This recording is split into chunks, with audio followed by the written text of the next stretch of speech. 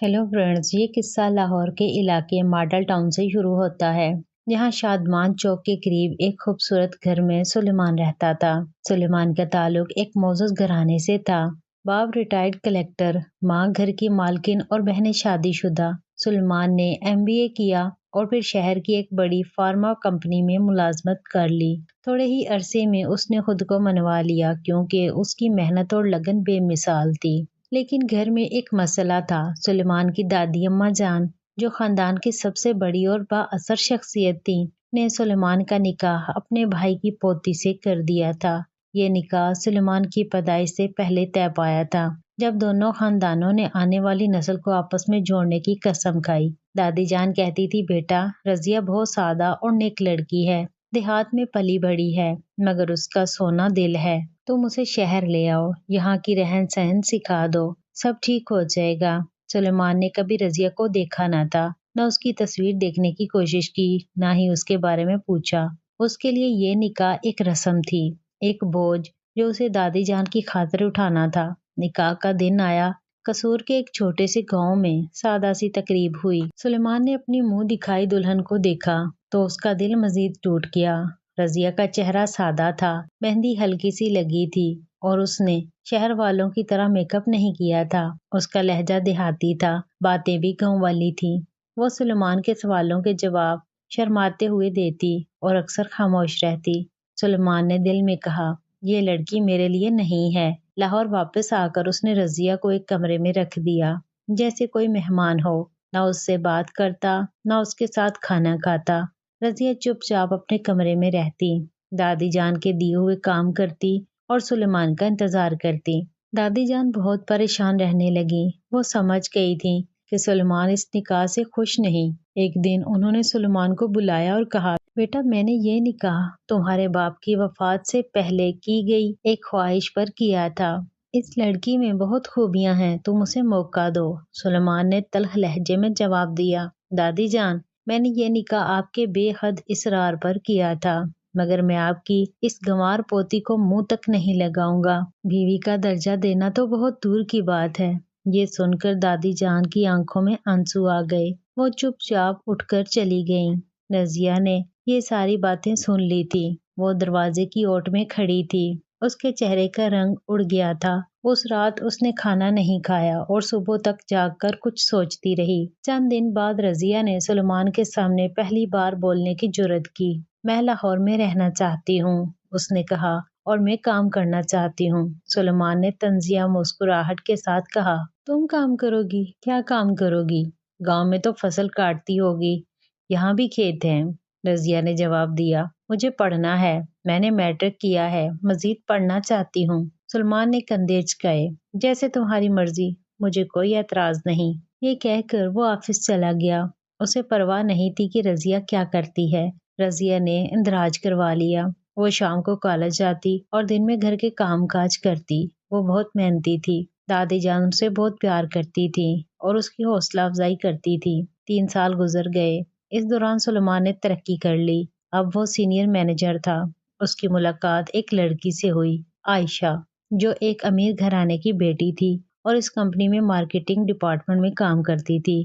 दोनों में कुर्बत बढ़ने लगी। सुलेमान ने सोचा कि रजिया को तलाक देकर आयशा से शादी कर ले, लेकिन वो जानता था कि दादी जान उसे कभी इजाजत नहीं देंगी। एक दिन अचानक दादी जान का इंतकाल हो गया। पूरे घर में मातम छा गया। सुलेमान को बहुत दुख हुआ, लेकिन उसके दिल में ख्याल आया कि अब रजिया को तलाक देने में कोई रुकावट नहीं। दादी जान की वफात के बाद रजिया और भी खामोश हो गई। वो कॉलेज जाती और वापस आकर अपने कमरे में रहती। सुलेमान ने इसे कभी बात नहीं की और रजिया भी खामोश रही। चंद माह बाद सुलेमान को पता चला कि रजिया ने एमबीए मुकम्मल कर लिया है और वो अब किसी मुलाजमत की तलाश में है। उसे हैरत हुई, मगर उसने कोई दिलचस्पी नहीं ली।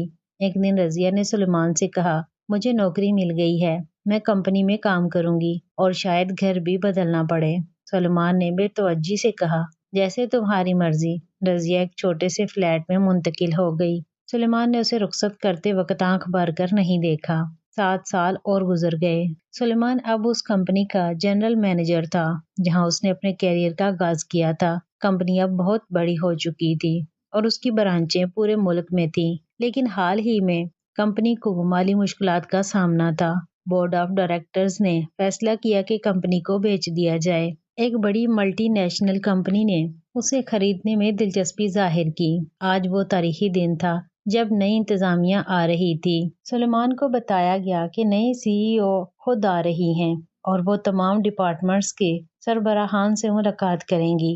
سلیمان نے اپنا نیا سوٹ پہنا، بوٹ پالش کیے اور آفس پہنچ کر کانفرنس روم میں تمام انتظامات چیک کیے۔ اس کی سیکرٹری ثنا بہت پرجوش تھی۔ سر، نئی CEO بہت بااثر خاتون ہیں، ثنا نے بتایا۔ انہوں نے بہت کم وقت میں یہ کمپنی سنبھالی ہے۔ ان کا نام سن کر تو بڑی بڑی کمپنیاں کام جاتی ہیں، سلیمان نے مسکراتے ہوئے کہا۔ ثنا، تم بہت متاثر ہو۔ ان کا نام کیا ہے؟ ثنا نے جواب دیا، مس رضیہ سلیمان۔ سلیمان کا چہرہ فک ہو گیا۔ اس نے پوچھا، کیا؟ نام دوبارہ کہو۔ ثنا نے دہرایا، رضیہ سلیمان۔ ان کا شوہر بھی اسی شہر میں رہتا ہے مگر ان کی علیحدگی ہو گئی ہے۔ بہت باوقار خاتون ہے سر، بالکل سادہ مگر بے حد ذہین۔ سلیمان کی ٹانگیں کانپنے لگیں۔ اسے یقین نہیں آ رہا تھا کہ وہ دیہاتی لڑکی جسے اس نے منہ نہیں لگایا وہ آج اس کا باس بن کر آ رہی ہے۔ دروازہ کھلا، ایک خاتون اندر داخل ہوئی۔ سفید لان کا سوٹ، ہلکا سا میک اپ اور چہرے پر وہی سادگی، لیکن آنکھوں میں وہ چمک جو 7 سال پہلے نہیں تھی۔ سلیمان پتھر کا بت بن گیا۔ رضیہ نے کمرے میں قدم رکھا۔ اس کی نظر سلیمان پر پڑی تو ایک لمحے کو ٹھہر گئی، لیکن چہرے پر کوئی جذبات نہیں آئے۔ وہ بے نیاز ہو کر کرسی پر بیٹھ گئی۔ ثنا نے تعارف کرواتے ہوئے کہا، میم، یہ ہمارے جنرل مینیجر ہیں، مسٹر سلیمان۔ ان کا تجربہ بہت زیادہ ہے۔ رضیہ نے سلیمان کی طرف دیکھا اور بے حد پرسکون لہجے میں کہا، ہاں، میں انہیں جانتی ہوں، یہ میرے شوہر ہیں۔ کمرے میں موجود تمام افسران حیرت سے ایک دوسرے کو دیکھنے لگے۔ ثنا کا منہ کھلا کا کھلا رہ گیا۔ سلیمان نے کانپتے ہوئے کہا، رضیہ، مجھے معلوم نہیں تھا۔ رضیہ نے اس کی بات کاٹتے ہوئے کہا، آپ کو بہت کچھ معلوم نہیں تھا سلیمان صاحب۔ آپ کو یہ بھی معلوم نہیں تھا کہ آپ کی بیوی کون ہے، وہ کیا کر سکتی ہے۔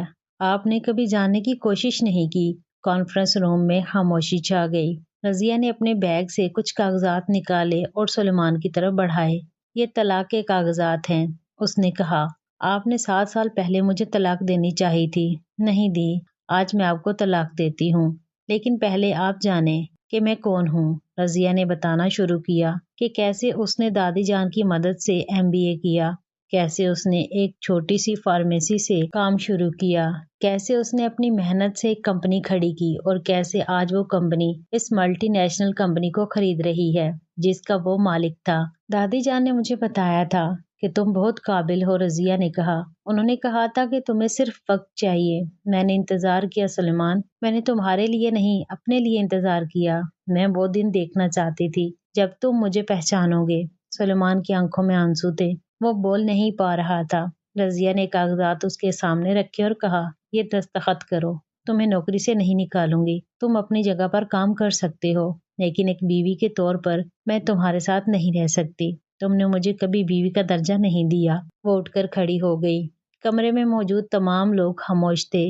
رضیہ نے آخری بار سلیمان کی طرف دیکھا اور کہا، یاد رکھو سلیمان، کسی کو اس کے ظاہر سے مت پرکھو۔